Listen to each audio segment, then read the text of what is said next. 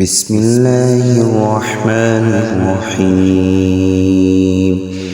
ومن يرغب عن ملة إبراهيم إلا من سفه نفسه ولقد اصطفيناه في الدنيا وإنه في الآخرة لمن الصالحين إذ قال له ربه أسلم قال أسلمت لرب العالمين ووصى بها إبراهيم بنيه ويعقوب يا بني إن الله اصطفى لكم الدين فلا تموتن إلا وأنتم مسلمون أم كنتم شهداء إذ حضر يعقوب الموت إذ قال لبنيه ما تعبدون من بعدي قالوا نعبد إلهك وإله آبائك إبراهيم وإسماعيل وإسحاق إلها واحدا ونحن له مسلمون تلك أمة قد خلت لها ما كسبت ولكم ما كسبتم ولا تسألون عما كانوا يعملون وقالوا كونوا هودا أو نصارى تهتدوا قل بل ملة إبراهيم حنيفا وما كان من المشركين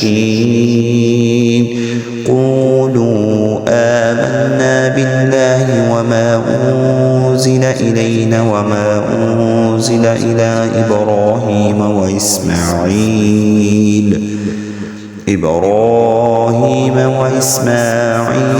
وإسحاق ويعقوب والأسباط وما أوتي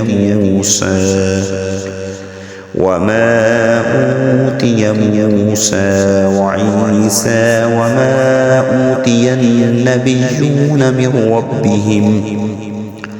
لا نفرق بين أحد منهم ونحن له مسلمون فإن آمنوا بمثل ما آمنتم به فقد اهتدوا وإن تولوا فإنما هم في شقاق فسيكفيكهم الله وهو السميع العليم صبغة الله ومن أحسن من الله صبغة ونحن له عابدون قل أتحاجوننا في الله وهو ربنا وربكم ولنا أعمالنا ولكم أعمالكم ونحن له مخلصون أم تقولون إن إبراهيم وإسماعيل وإسحاق ويعقوب والأسباط وكانوا هودا أو نصارى